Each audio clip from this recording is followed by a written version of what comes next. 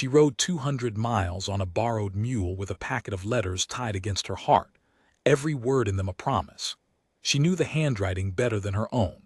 She knew the man who wrote them by the way he dotted his hopes and crossed out his fears. And when she finally found him, standing in the doorway of a livery barn with the sun behind him, she held the letters up like proof of a marriage nobody had performed yet. He looked at them for a long time. Then he said the four words that would unravel everything. "Those aren't mine, ma'am." Now I've kept the daybook of this town for 19 years. I've watched men lie to save their pride and lie to save their skin.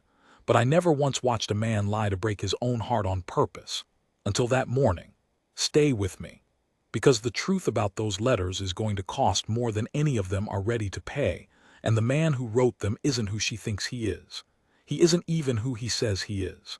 And by the time you understand why he denied them, you might wish he never had. The mule came in lame on the off hind, and that's the first thing I noticed, because noticing the legs of animals is the larger part of my profession. I run the livery and feed at Calder's Crossing, and I have done so for 19 years, which is long enough to know that you can read a great deal about a person from the condition of the beast they arrive on. A man who beats his horse is a coward in some quieter corner of his life. A man who keeps his tack oiled and his cinch loose is somebody I'd trust with money. And a woman who rides a borrowed mule 200 miles and walks the last half mile beside it so it won't have to carry her, well, that tells you she has somewhere to be that matters more than her own comfort. I had the daybook open on the barrel I use for a desk. I write everything down. Arrivals, departures, the weather, the color of a man's hatband if it strikes me. My wife, God rest her, used to say I'd record my own funeral if they'd hand me the pencil. I keep a brass watch in my vest pocket that stopped telling time the winter of '79. But I wind it anyway out of habit, and I was winding it then, the little click-click of a spring that no longer drives anything, when the woman led the mule into my yard. She was maybe 30. Travel had gone hard on her face, but it hadn't gone deep. You could see the soft of her under the grit, the way you can see a riverbed under low water. Dark dress, gone gray at the hem. Gloves worn through at 2 fingertips, and tied against her chest with a strip of green ribbon, a flat oilcloth packet about the size of a Bible, which she had her hand on the way some people keep a hand on a wound.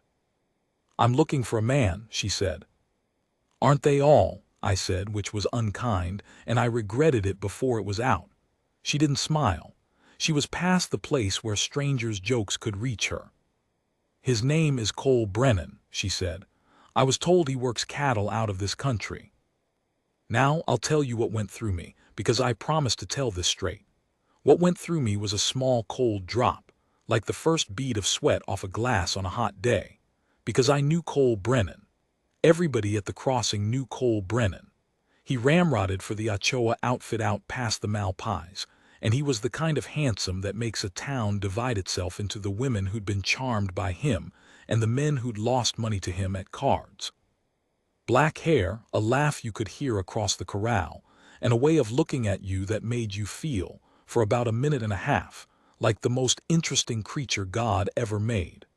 After the minute and a half, he'd generally forgotten your name. But I also knew something the woman didn't, and it sat in me like a swallowed stone. "He comes through," I said carefully. "Most weeks for feed. You can wait if you like, there's a bench." She didn't sit. She stood in the middle of my yard with the mule's lead in one hand and the other on that packet, and she waited like a fence post waits, like waiting was simply the shape her body had learned. I went back to my winding. Domingo was in the back of the barn gentling a green colt, and he came forward to take the mule, and I want to tell you about Domingo now because he matters, and because I'd be a poor narrator to leave him as scenery. The town called him Domingo. It was not his name. It was a name somebody handed him the way you'd hand a stray dog a name for convenience, and he wore it the way you'd wear a borrowed coat, because it was cold out and the coat was there, not because it fit. He was Apache, Chiricahua I believe, though he never said and I never asked, because a man's nation is his own to offer and not mine to pry loose. He'd come to work the Mustangs 3 summers back and stayed, and he was the finest hand with a frightened animal I ever saw on account of, I think, he understood frightened things from the inside. He spoke little, watched much, and when he did speak it landed like a stone dropped in a still pond. You felt the rings of it long after. He took the mule's lead from the woman, looked once at the lame leg, once at the green ribbon on the packet, and once, briefly, with something I couldn't read, at her face. Then he led the mule away. "There's a stone bruise on that off hind," I told her. "Dominga'll poultice it. Mule'll be sound by morning. You won't be riding tonight regardless." "I wasn't planning to leave," she said. And there was something in how she said it that made me set down the watch. Cole came in near dusk. I heard him before I saw him, the Ochoa wagon and that big bay gelding he favored, and his voice carrying on ahead of him, joshing with the kid he had driving.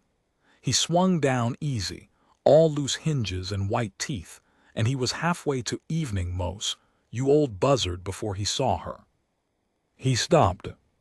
I have watched a great many men's faces in my time, and I have learned that the truth lives in the half-second before a man decides what to do with his face. In that half-second, Cole Brennan's face did something I'd never seen it do. It went white under the brown. His jaw worked once with no sound. His hand, halfway to tipping his hat, hung in the air. Then he put his face back on. "Help you, ma'am," he said, polite, distant, the way you'd speak to a stranger asking directions. She crossed the yard to him. She had the packet untied now, the green ribbon loose in her fingers, and she held the topmost letter out toward him with both hands, the way you'd offer a child to be held. "Cole," she said, just that, his name in a voice that had carried that single syllable 200 miles. "It's Della, Cole, it's Della." He looked at the letter. He didn't take it. "I think you've got the wrong man, ma'am," he said. The yard went quiet. Even the colt in the back stopped its fussing. I heard the click of my own watch and realized I was still winding it and made myself stop. "Don't," she said, soft. "Don't do that. I'd know your hand anywhere. I've read these so many times the creases have gone to cloth. There is a kind of cold out here at night," she recited, not reading it, her eyes never leaving his face. "That makes a man honest because there's nobody to lie to but the stars, and the stars have heard it all. You wrote that to me. In March." Something moved behind Cole's eyes.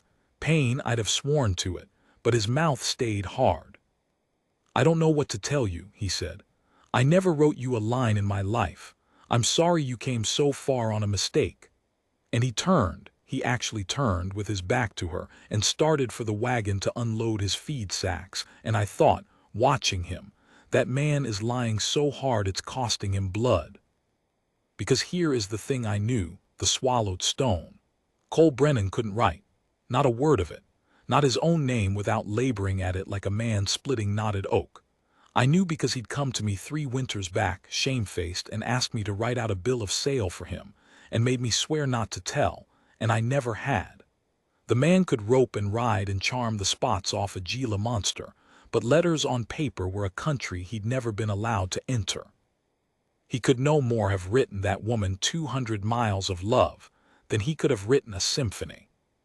So the letters weren't his. He was telling the truth. And he was lying. Both at once. I didn't yet understand how a thing could be both, but I'd lived long enough to know that the heaviest truths usually are. Della didn't cry. That surprised me. I'd braced for it. Instead, she stood very still in the failing light with the letter still held out toward the empty air where he'd been, and slowly, the way a flag comes down a pole when there's no wind to help it, she lowered her hands. "He has the scar," she said, to me, or to nobody, on his left wrist. From the fence wire when he was 12, he wrote me about it. He said it was the first time he understood that the body forgets pain but the skin doesn't. She looked at me, and her eyes were dry and terrible. "Did you see his wrists?" "I didn't see his wrists." "Ma'am." Della, I think you ought to sit down. I think you ought to eat something. There's a stew on at the boarding house, and Mrs. Pell sets a kind table." I was stalling, you understand. I was a man who knew a piece of the truth and didn't know what to do with it, and the oldest trick of the cowardly heart is to offer somebody soup so you don't have to offer them honesty. He knew me, she said. When he saw me, his face, you saw it too, you were standing right there, he knew me. I had seen it, I couldn't deny it, so I didn't. I saw him recognize something, I said. I'll grant you that. Over by the wagon, Cole was throwing 50-pound sacks of grain like they'd wronged him personally. The kid driver had the sense to stay out of the way. And in the doorway of the barn, very still, with the lamplight just catching the edge of him, Dumunga stood watching the whole thing with an expression I will not forget as long as I live. Because it wasn't surprise. Whatever was happening in my yard, Dumunga already knew the shape of it.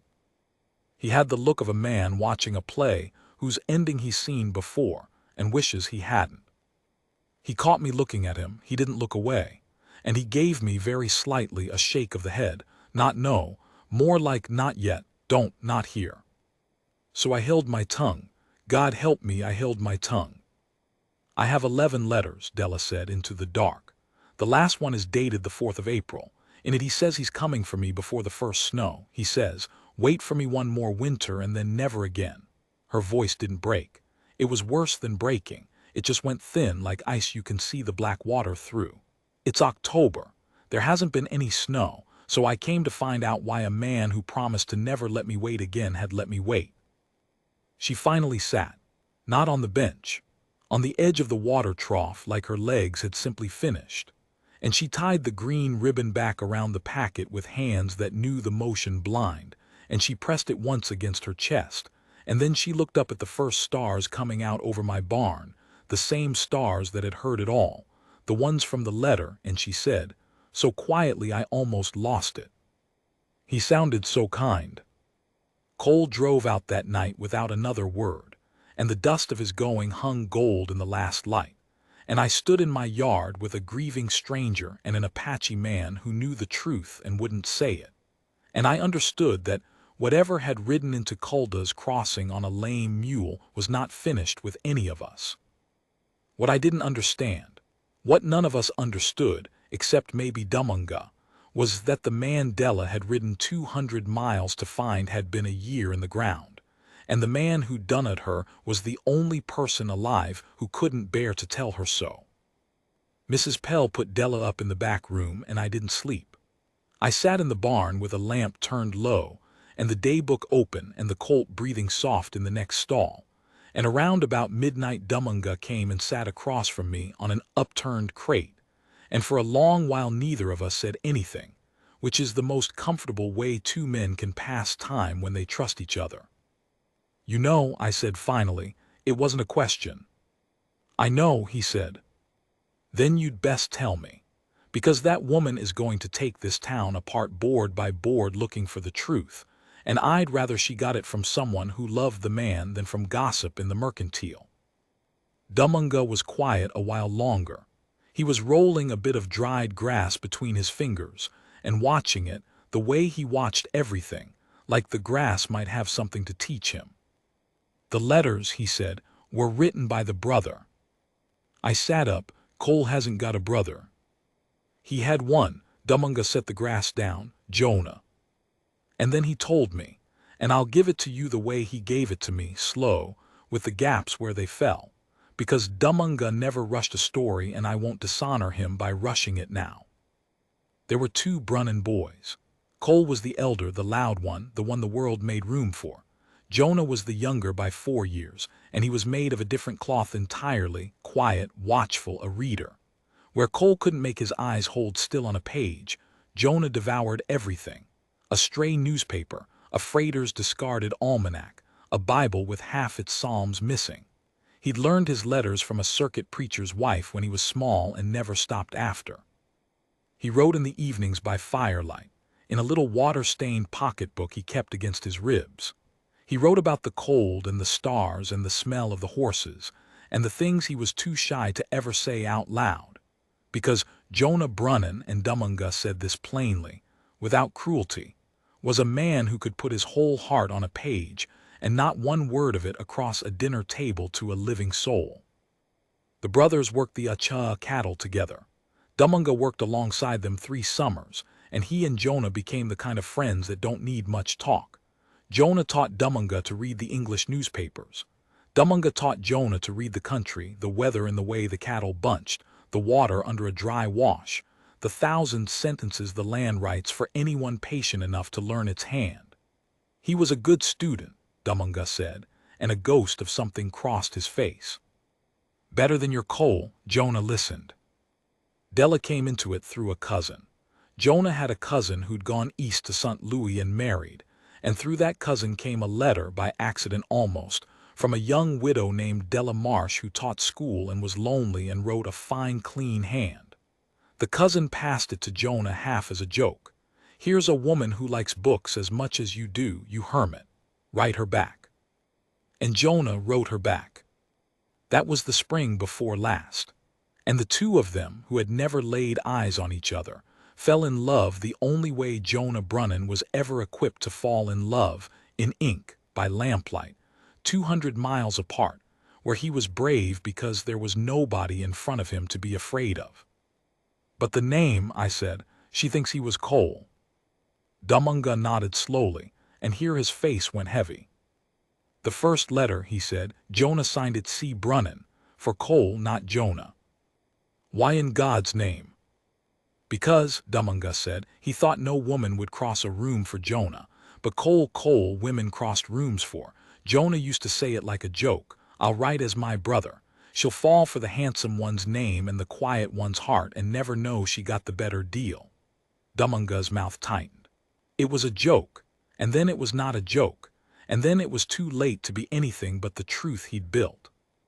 By the 10th letter he loved her so much it frightened him, and he still hadn't told her the man she loved wore a name that wasn't his. He was going to. He told me. He said, when I go to her, I'll tell her my real name on the doorstep before anything else, and if she turns me away I'll have earned it. He was going to ride for St. Louis before the first snow. I already knew. You always know in a story like this where the road bends, but knowing didn't soften it. What happened to him? I said. Dumunga looked at the lamp. River, he said, last March. The Roletta came up fast with the melt, faster than anybody read it, and we lost 40 head trying to bring them across the ford. Jonah went in after a heifer that had gone under, a fool thing, a worthless thing, one heifer, but Jonah couldn't stand to watch a thing drown if there was a chance, and the water took him. A long pause. I was 20 feet away. I had a rope. The water took him before the rope could. Another pause, longer. We found him 2 days down. With the pocketbook still against his ribs, the ink all run to nothing, every word he ever wrote gone to gray water. The barn was very quiet. The colt shifted. My stopped watch sat dead in my pocket, and for once I had no urge to wind it. And Cole, I said. Cole buried his brother, Dumunga said, and then Cole found out about the letters. Della had written back, you understand, to Cole Brunnan, Culda's Crossing. And after Jonah died the letters kept coming, addressed to Cole, from a woman Cole had never met, full of a love Cole had never earned, for a man Cole hadn't known how to be. He shook his head slowly. I watched him read one. He can read just enough to suffer through it. He read this woman pouring her whole self out to a dead man wearing his name, and it broke something in him that was already broken from the grave. Why didn't he write back and tell her? He cannot write, Dumunga said simply, and he could not bring himself to find someone who could. And dictate to a stranger the sentence, the man you love is dead and he was never even me. So he did the only thing a coward who is also grieving knows how to do. Domingo spread his hands. Nothing. He did nothing, and he prayed she'd give up. And tonight she rode into your yard, and he looked at the woman his brother died loving, and she called him by his brother's borrowed name, and he could not say that's not me without saying he's dead, so he said the smallest true thing he could find. Those aren't mine. And let her think him a liar, because a liar she could hate and ride home from. The truth she'd have to grieve. I have been told a great many sad things across this barrel I use for a desk. That was the saddest. I sat with it a long time. You have to tell her, I said at last. No, said Domingo. He does. And he stood and brushed the grass from his knees, and at the door he stopped and said, without turning around, the thing that has stayed with me longest of everything that was said those 3 days.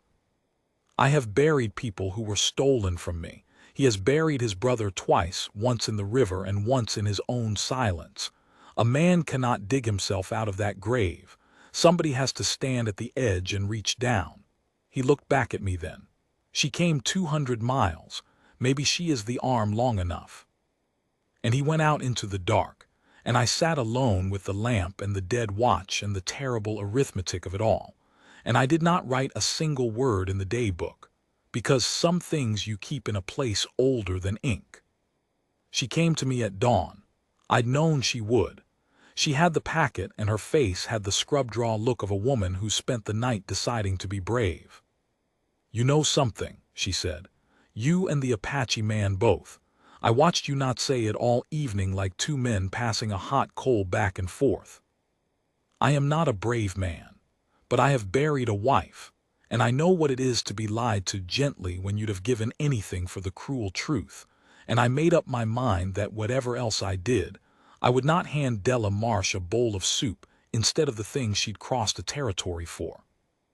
I know something, I said, and it's not mine to tell, but I'll do this. I'll get the man who needs to tell it in front of you, and I'll make him stand there till it's told. Will you trust me that far? She looked at me a long moment. Then she did a thing that nearly undid me. She reached out and straightened the collar of my shirt, the way a woman does for a man she's decided to trust, an unthinking kindness, and she said, I taught school for 9 years, Mr. Tilden. I know the difference between a child who won't answer and a child who can't. That man last night couldn't. Her chin came up. So get me the man who can, and I'll do the rest. I sent the kid out to the Ochoa with a message that wasn't quite a lie and wasn't quite the truth. And then I waited, and Della waited, and Domingo waited, and the whole of Calder's Crossing went about its morning not knowing that something was bending toward breaking out at my livery. Cole came at noon. He came because the message said one of his horses had foundered, which was a lie, and I'd have to answer for it, but a man does what he must. He came swinging down off the bay, and then he saw her standing in the door of the barn with the green ribbon in her hands, and Domingo behind her and me beside her, and he understood in one breath that he'd been brought to a reckoning, and his face went through that half-second again, the white under the brown, the working jaw. And this time there was nowhere to turn his back to. You sent for me to founder a horse that's standing right there sound, Cole said. His voice was rough. What is this, Mose? This, I said, is the end of you running. He looked at Domingo. Something passed between them, old and wordless, the look of two men who'd carried the same grief in separate hands. And Domingo gave him the smallest nod, not permission, exactly. More like a man steadying another man's elbow at the edge of deep water. Tell her, Domingo said, or I will, and it should be you. He was your brother. The word brother went into Della like a blade going in clean, no resistance. Then all at once, I watched her hear it. I watched her start in that quick instant to do the arithmetic I'd done in the night, and I watched her not want the answer. Brother, she said. Cole's mouth opened. Nothing came. The loud man, the charming man, the man who could talk a horse buyer out of his last dollar, stood in my yard with his hands open at his sides and could not find one word. So I'll tell you what he did instead, because it was the bravest thing I ever saw him do, and the saddest. He pushed up his left sleeve. He turned his wrist over, and he held it out to her bare in the noon light so she could see there was no scar, no fence wire scar from when he was 12. Smooth skin, the wrong wrist, the wrong man. Jonah had the scar, he said. His voice came out wrecked. Not me, Jonah. And Della made a sound I have not got the words for, and don't care to find them. He told her then. All of it, or as much as he could carry across his tongue, which wasn't smooth like his brother's ink had been. It came in pieces, in the plain broken speech of a man who'd never been allowed the words. How Jonah was the quiet one, the reader, the writer. How Jonah had signed Cole's name as a joke that stopped being a joke. How Jonah loved her, he loved you so it scared him. He told Domingo, he was coming. He was coming before the snow to tell you his real name on your doorstep. How the river came up. How the rope wasn't long enough. How the pocketbook came back with every word washed to gray. How the letters kept coming after, addressed to a dead man's borrowed name. And how Cole, and here the man wept openly, the way I'd never have believed Cole Brennan could weep. How Cole couldn't write to tell her, and couldn't speak to tell her, and so had told her nothing for half a year, and prayed she'd stop. And then you come into the yard, he said, and you called me his name, and I'd have given my arm to be him for you, but I'm not him, I never was, I'm just the one who lived. He wiped his face with the back of the scarless wrist. Those letters aren't mine, ma'am. I told you true. The best man I ever knew wrote those. And I let you think I was a liar because I'm a coward, and a coward's lie is easier to ride home from than a dead man. The yard was silent, a long, long silence. Somewhere a meadowlark indifferent sang its 3 notes. I braced for Della to break, for grief to fold her up. And she did go down, her knees gave, and she sat right there in the dust with the packet in her lap. And a sound came out of her that was the whole 200 miles and the 11 letters and the 1 winter she'd waited, and the never again she'd been promised, all of it at once. But then she did the thing that I think about most, all these years on, when I wind my dead watch in the evenings, and the light goes gold over the barn the way it did the night she came. She opened the packet, she untied the green ribbon, and she took out the last letter, the one dated the 4th of April, the one where he promised to come before the snow, and she read it aloud, through the crying, to all of us but really to the air, to the high indifferent sky that had heard it all. She read her dead man's words out loud in his real name. She read, "Wait for me 1 more winter and then never again," and at the end she didn't say Cole. She looked up, and her face was ruined and shining both, and she said, "Jonah." "Jonah," she said again, like she was giving the words back their right owner, like she was burying him properly with his true name on him, the thing the river had taken. His name was Jonah. "His name was Jonah," Domingo said. "His name was Jonah," I said, because it seemed the only decent thing a man could do, to say it too. And Cole knelt down in the dust in front of the woman his brother had loved, this woman he'd let hate him to spare her the grief, and he said, "I'm sorry. I'm so sorry. I should have told you the day the first one came back unread. I was a coward and I left you waiting on a man who was already gone." Della looked at him for a long time, and then she reached out with the worn-through gloves, and she touched the smooth skin of his scarless wrist where his brother's scar should have been, gentle, like you'd touch something you decided not to break. "You read them," she said. "You couldn't write back, but you read them, all of them. You suffered through every one. It wasn't a question. You knew him by heart enough to know you couldn't be him. That's not nothing, Cole. A coward would have burned them." Her thumb moved once across his wrist. "You kept them coming to you so somebody who loved him would still be reading his words." He couldn't answer, he just bowed his head. She stayed 3 days. Domingo's poultice took, and the mule went sound, and on the morning of the 4th day she had it saddled in my yard to ride back the way she'd come.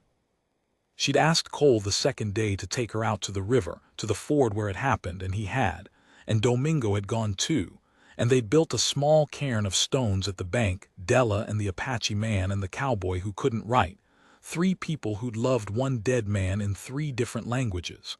I wasn't there. Some griefs aren't for the daybook, but Cole told me after that she hadn't cried at the river. She'd stood looking at the brown water a long while, and then she'd said, "He went in after a heifer, one worthless heifer because he couldn't stand to watch a thing drown." And she'd almost smiled. "Of course he did. That's the man I fell in love with. I should have known him by that alone."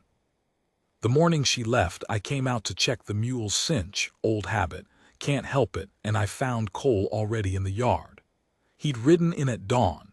He had something in his hand, wrapped in oilcloth, and he was working up to giving it to her the way a man works up to deep water.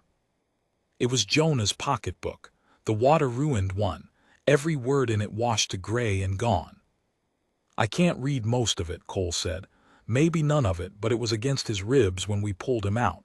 It was the closest thing to him that came back. He held it out. His scarless wrist trembled. It ought to go with somebody who'd keep it. And I'm not good at keeping things. Ask anybody. But you came 200 miles, you'd keep it. Della took it.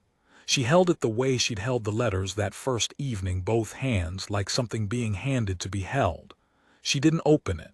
She didn't need to. The words were gone anyway, and besides, she carried them all in her, every one, the creases gone to cloth from reading. "Will you write me?" Cole asked. And then, hearing himself, "No, I can't, I forgot," he laughed, an awful wet broken laugh. "I can't even ask you that right. He'd have known how to ask you that." And Della, and this is where I cut it, because she taught me that some things you trust a person to feel without spelling them out. Della tied the green ribbon around the ruined pocketbook, and she said, "Then I'll write you, and Domingo can read it to you by the fire, and you tell me back what to say, and he'll write it down in that way." She stopped. She looked at the two men, the cowboy who couldn't write and the Apache man who could, and the dead brother lying out by the brown river under a cairn of stones, who had loved her in the only language he'd been brave in. "That way," she said, "somebody who loved him will still be reading his words." She got up on the sound mule. She looked at me, and at Domingo, and last and longest at Cole. The sun was coming up gold behind the barn, the same gold as the dust of the night she'd arrived, and I thought how a thing can end in the same light it began in and mean the entire opposite. She turned the mule toward the road. And Cole, who couldn't write, who could barely speak, who'd let a woman hate him to spare her a grief, Cole called out the one thing he'd practiced in the dark, the only sentence he'd taught himself to say right, and his voice broke clean across it.